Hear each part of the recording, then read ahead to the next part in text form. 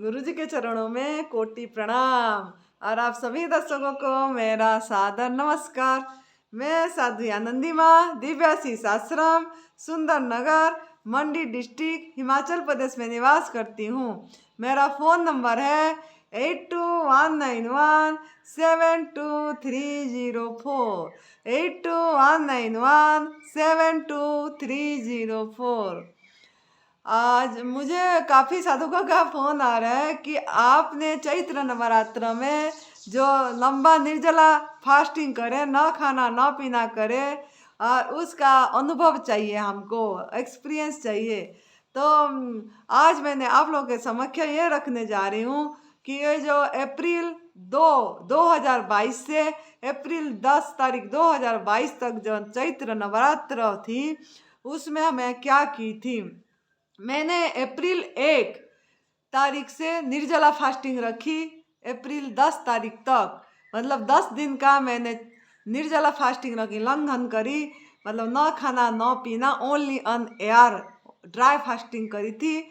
और उसके लिए मैंने अप्रैल 1 तारीख को हमारा परम पूज्य श्रद्धेय बीबी चौहान गुरुजी से ब्लेसिंग ली, आशीर्वाद ली थी। और मैंने यही बताई थी उनको कि आपका ब्लेसिंग चाहिए, और आप मैं 10 दिन का ऐसे करना चाहती हूँ निर्जला। अगर हो जाएगा तो ठीक है, मैं एक एक दिन, क्योंकि मैं वर्तमान का जीवन जीती हूँ, आज का डेट में जीती हूँ, तो एक एक दिन करके देखती रहूँगी, जैसा मेरा शरीर बोलेगा मैं करती रहूँगी। तो उन्होंने ब्लेसिंग दे दिए थे, तो मैंने 1 तारीख को शुरू की थी और मेरा अनुभव बहुत अच्छा रहा।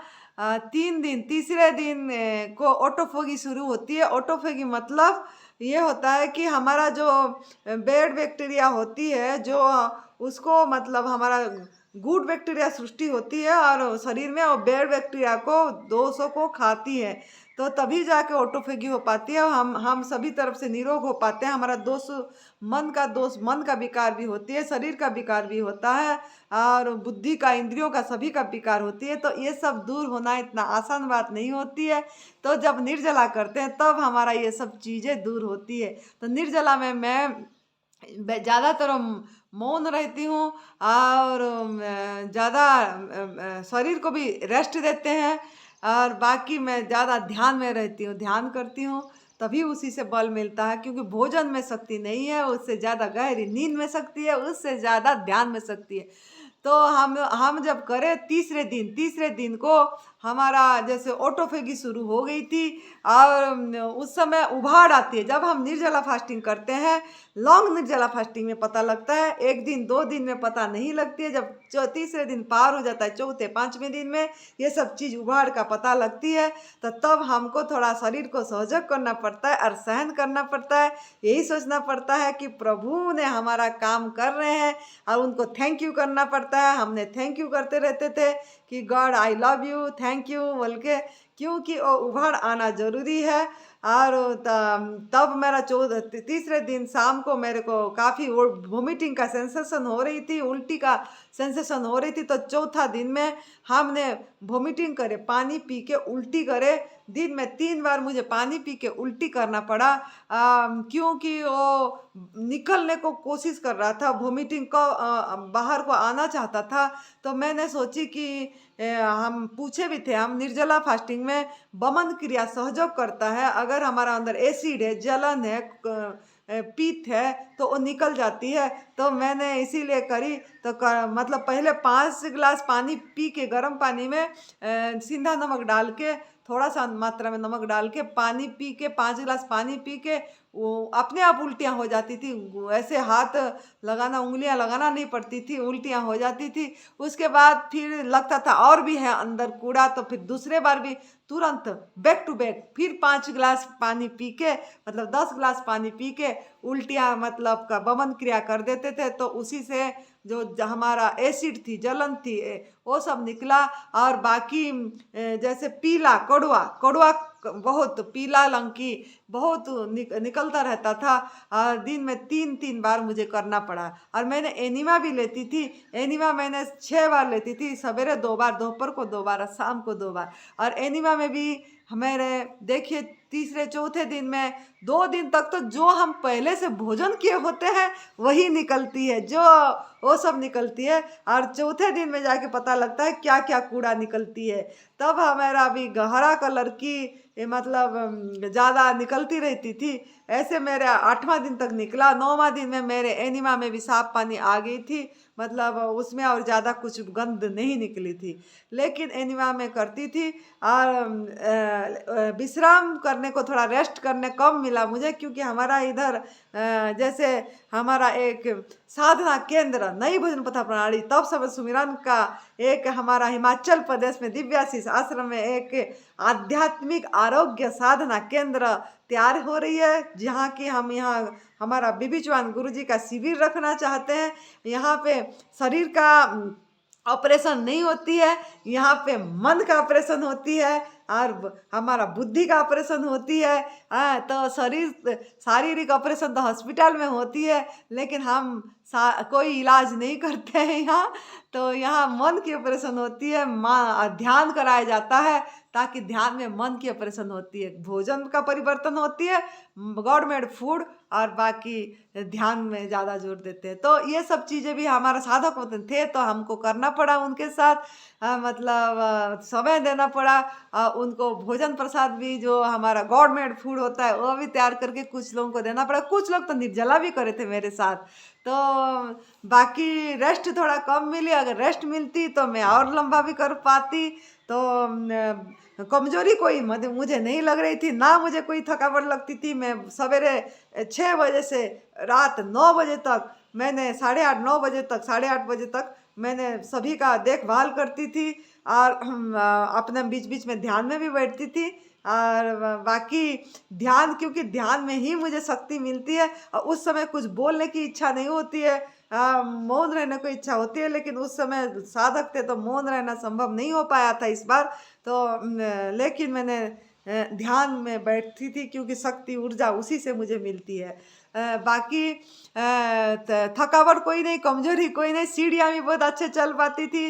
वेट मेरा कम हो गई थी, जैसे मेरा 55 किलो वेट था जब मैं शुरू करने से पहले निर्जला फास्टिंग, और लेकिन 49 किलो वेट हो गई थी 8वां दिन में। 8वां दिन में 49 केजी में कांस्टेंट रही थी, 49 से कम और नहीं हुई थी मेरा वेट। और जब मैंने मतलब निर्जला फास्टिंग तोड़े, तब अपने आप वेट बढ़ी थी।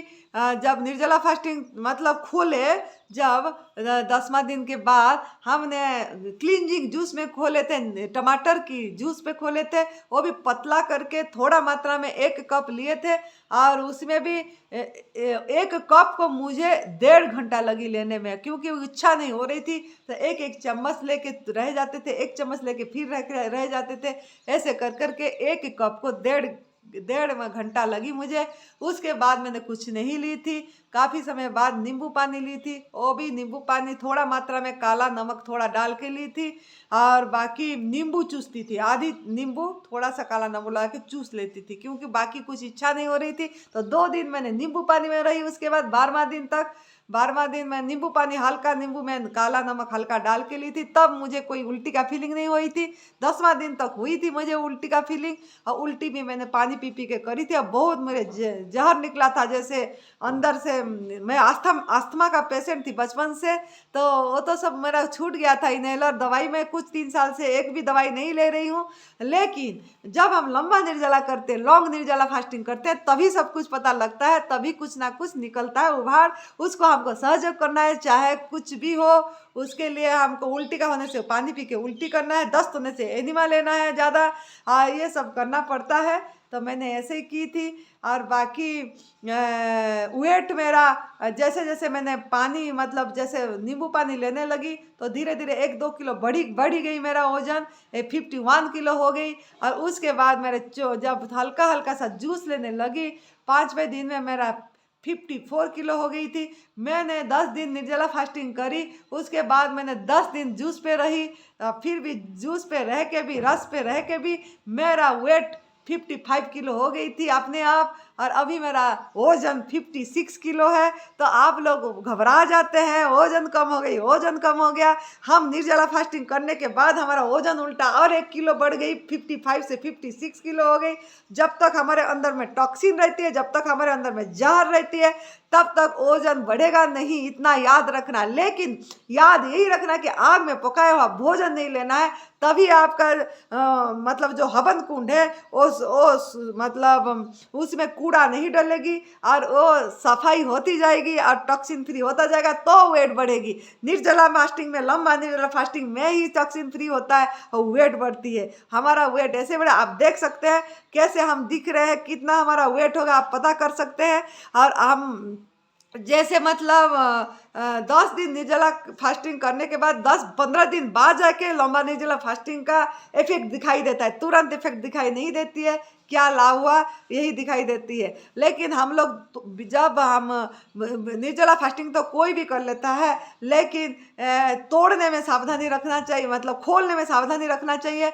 लेकिन वो खोलते समय हमारा क्रेविंग होती है, भूख की क्रेविंग होती है, तो 2 दिन हमने कुछ जूस वगैरह लेके तीसरे दिन में आग में पकाया हुआ भोजन ले लेते हैं, वही बहुत नुकसान करता है। लाभ के बजाय हानि होती है, हानि होती है, हानि होती है। ये चीज़ याद रखना है कि हम अगर निर्जला लंबा कर रहे हैं या 2 दिन का भी कर रहे हैं, अगर उसके बाद अगर हम आग में पकाया हुआ भोजन तुरंत ले लेते हैं, तो आपको लाभ के बजाय, जिस कारण आप जिस उद्देश्य से आप निर्जला फास्टिंग करें, उससे लाभ के जगह में हानि ही होगी। बहुत लोगों का मुझे फ़ोन आती है, वो लोग भी करते हैं लंबा निर्जला फास्टिंग और उसके बाद 2 दिन बाद पका हुआ भोजन कर लेते हैं। जैन लोगों ने भी ऐसे ही करते हैं, जो लोग व्रत बहुत काफ़ी रखते हैं, लेकिन जब भोजन करते हैं फिर उसके बाद आग में पकाया हुआ भोजन, मृत भोजन जो हमारा भोजन नहीं है, उसी को डाल देते हैं, तो कोई लाभ नहीं होता है। इसी से तो निर्जला मत करिए। मैं यही बोलूँगी, सलाह दूंगी कि अगर निर्जला फास्टिंग कर रहे, लंघनम परम औषधम, अगर आपके विश्वास है, जैसे हमारा विश्वास है, अगर आप इसे निरोगी काया